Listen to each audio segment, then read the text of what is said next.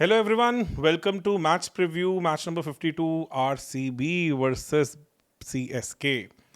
Generally season का सबसे awaited matches में से एक होता है, बहुत स्ट्रॉन्ग राइवलरी है दोनों टीमों में। बट जिस तरह से सीएसके का ज़्यादा सीजन गया है, इस बार जब वो टीम प्रैक्टिस करने भी आई तो कुछ ज़्यादा लोग देखने आए नहीं। जनरली प्रैक्टिस के टाइम पे भी अदरवाइज लोग भरे होते हैं। आप थोड़ा इन चीज़ों से ना घबराएं, because already sold out contest है और सबको है कि शायद विराट कोहली और एम एस धोनी का एक लास्ट आपस में मुकाबला। कुछ चीज़ें हैं क्योंकि 3 दिन से बारिश हो रही है और पिच भी अंडर कवर रही है, तो उसके कारण आपको पता है जब बेंगलुरु की विकेट अंडर कवर होती है तो बेंगलुरु कुछ और ही रंग दिखाता है। फिर हमें पता है कि वहाँ पे बॉलें गड़ती हैं, पेसर्स को हेल्प मिलती है, स्टिकी सी अजीब सी विकेट बन जाती है। हमने ये चीज़ बहुत बार देखा है। मैच ईव पे भी आज पूरी उम्मीद है कि बारिश अपना खेल खेलेगी, इसलिए ऑब्वियसली आपको एक ही चीज़ करनी है, टॉस जीतें और फील्ड करने जाएं ताकि आप पहला यूज ऑफ विकेट भी अच्छा कर पाए और ऑब्वियसली डकवर्थ लुईस के कारण जो चेंजेस होंगे उसके चलते आपको आइडिया हो कि इस पिच पे क्या करना है क्या नहीं करना। तो ये इंटरेस्टिंग रहने वाला है, नो डाउट अबाउट इट। उसके बाद बहुत इंटरेस्टिंग चीज़ें हैं। एम एस धोनी जो लग रहा है कि शायद अपना अब आखिरी सीजन खेलने वाले हैं। अगर एक स्टेडियम उन्हें पसंद है तो वो चिन्ना स्वामी 80 से ज़्यादा का यहाँ पे उनका एवरेज रहा और बहुत बहुत बहुत शानदार इनिंग्स इन्होंने खेली है। जब ये दोनों टीमें पिछले साल भी इस ग्राउंड पे भिड़ी थी तो वो शायद आईपीएल का one of the most iconic matches में से था, क्योंकि वहाँ से डिसाइड हुआ था कि कौन सी टीम प्ले में जाएगी। और सबको याद होगा एम एस धोनी का वो छक्का यश दयाल को जो स्टेडियम के बाहर गया था, जिसके चलते बॉल चेंज हुई थी और फिर उससे पूरा गेम ही बदल गया था। तो इस बार भी कुछ इंटरेस्टिंग हो सकता है, बहुत सारी चीजें हैं। मैचअप की तरफ देख लेते हैं। खलील अहमद जो पावर प्ले में one of the most effective bowlers में से रहे हैं, उनका कोहली और सॉल्ट के साथ मैचअप इंटरेस्टिंग हुआ। सॉल्ट हमें पता है कि लेफ्ट आर्मर्स के अगेंस्ट थोड़ा सा फंसते आए हैं, उनको अर्शदीप ने भी तंग किया, उनको चैंपियंस ट्रॉफी में भी स्पेंसर जॉनसन ने आउट किया था और बाकी लेफ्ट आर्मर्स ने भी उनको इस साल काफ़ी तंग किया है। तो वो एक काफ़ी इंपॉर्टेंट मैचअप होगा। विराट कोहली ने जनरली खलील को अच्छा खेला, 150 के आसपास की स्ट्राइक रेट से खेलते हैं। 23 गेंदों में 34 रन मारे हैं और एक बार आउट हुए खलील की बॉलों पे। वो भी एक इंटरेस्टिंग चीज़ होगी देखने वाली।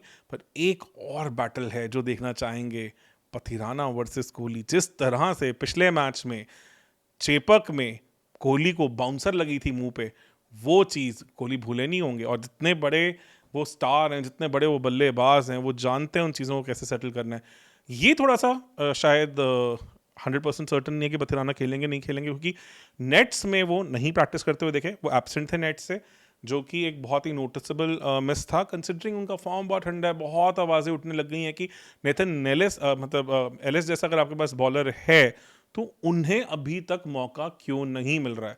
तो वो भी एक चीज़ देखने वाली है, उस पर भी थोड़ी सी नज़र जाएगी किस तरह से कहानी चलती है। जहाँ तक एक चीज़ का नोटिस किया जाए, ऐसा ही नहीं है कि सिर्फ और सिर्फ इनके ही बॉलर्स इंपॉर्टेंट हैं, आरसीबी के लिए भी बहुत सी चीज़ें हैं। पावर प्ले में शॉर्ट बॉल पे 12 बार आउट हुई है सीएसके की बैटिंग लाइनअप, जो कि सबसे ज़्यादा है across all teams.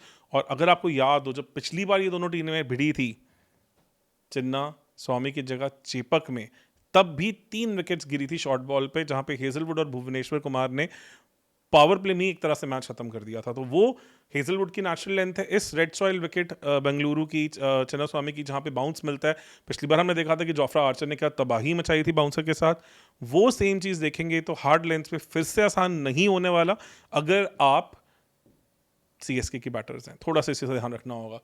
Middle overs में भी स्पिन के अगेंस्ट बहुत फंसे हैं और हमने एक पैटर्न देखा है, जब जब आरसीबी के स्पिनर्स ने अच्छा किया है तब आरसीबी जीती है। विंस में उनकी परफॉर्मेंस बिल्कुल अलग हो जाती है। पिछले मैच में भी जब यहाँ पे मैच हुआ था, आरआर ने गलती की थी, स्पिन के अगेंस्ट थोड़े कंजर्वेटिव गए थे और उसके चक्कर में मैच फंस गया था। नो डाउट उन्हें जीतना चाहिए था, but spin played a very major role और दोनों स्पिनर्स बहुत अच्छी फॉर्म में लग रहे हैं। इनफैक्ट कृणाल पांड्या का तो ये अब तक का सबसे बेस्ट सीजन है। वो प्रिटी मच देखा जाए तो पर्पल कैप से भी बहुत ज़्यादा दूर नहीं है। वहीं पे नूर अहमद भी बहुत इंपॉर्टेंट होने वाले हैं कि पावर मिडिल ओवर्स में विकेट लेने वाले, वो पूरे आईपीएल में सबसे सक्सेसफुल बॉलर हैं। उन्होंने मिडिल ओवर्स में 13 विकेट्स लिए हैं।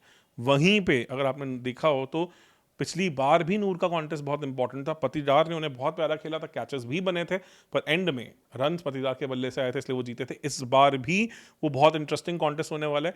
एक मैचअप जो पिछली बार देखने को नहीं मिला था, इस बार शायद देखने को मिल जाए, टिम डेविड बनाम नूर, वो बड़ा इंटरेस्टिंग है। नूर ने पिछली 3 इनिंग्स में 3 बार टिम डेविड को आउट किया। आप कहेंगे पिछले इनिंग्स में तो ऐसा हुआ नहीं, पर पिछली इनिंग्स में दोनों भिड़े भी नहीं थे, नूर ने बॉल नहीं की थी, टिम डेविड के आने से पहले उनका स्पेल खत्म हो गया था। 3 बार नूर ने उन्हें आउट किया, जब भी 3 बार उन्हें गेंद की है, और 4 की सिर्फ टिम डेविड की उनके अगेंस्ट एवरेज है। तो ये बड़ा इंटरेस्टिंग मैचअप है।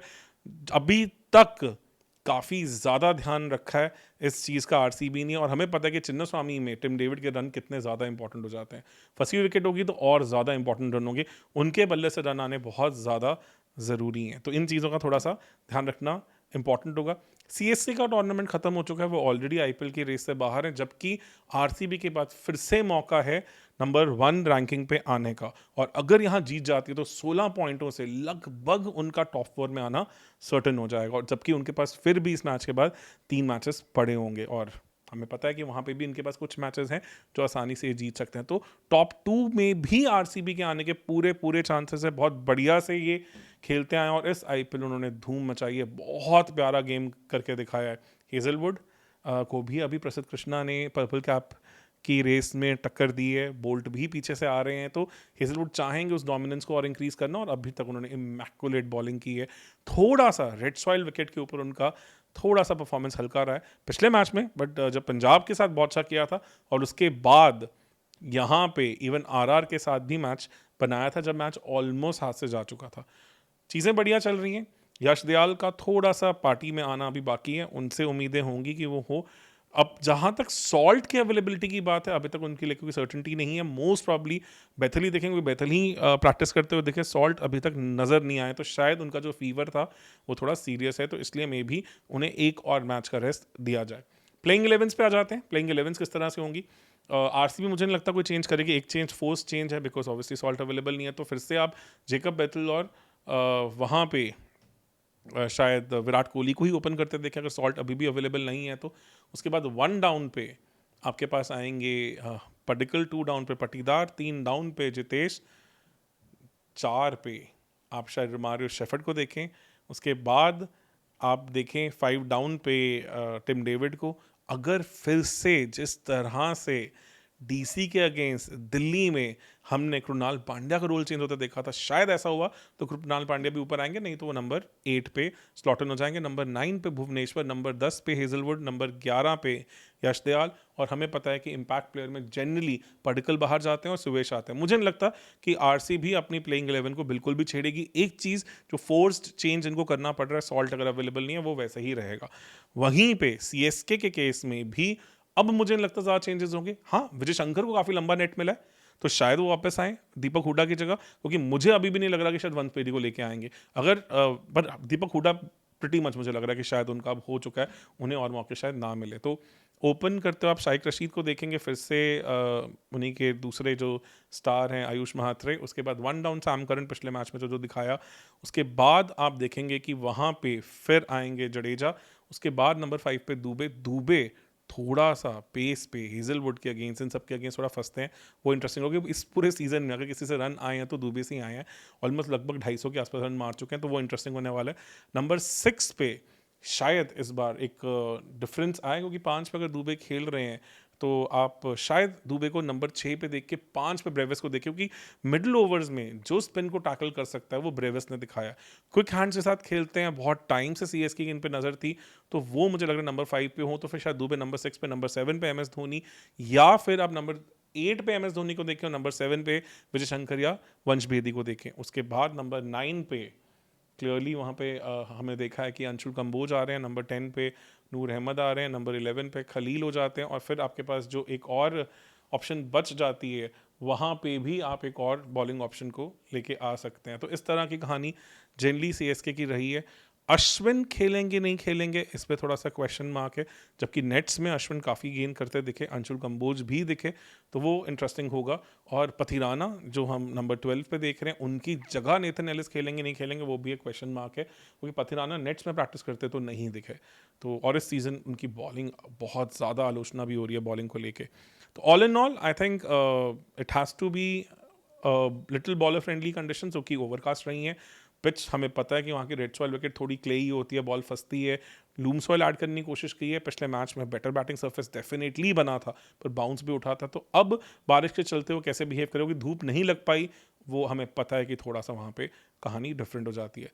मैं क्लियरली आरसीबी के साथ जाना चाहूँगा, मोमेंटम उनके पास है, बट एक चीज़ है, CSK has nothing to lose. एक घायल शेर भी काफ़ी खतरनाक हो जाता है, तो इसलिए आरसीबी किसी भी तरीके से इस मैच को लाइटली नहीं ले सकती। इस चीज़ का उन्हें ध्यान रखना होगा। All in all a very good match in prospect and mouth watering contest है, बिकॉज सबसे बड़ी बात, शायद हम विराट कोहली और एम एस धोनी को साथ खेलते दोबारा ना देख पाए।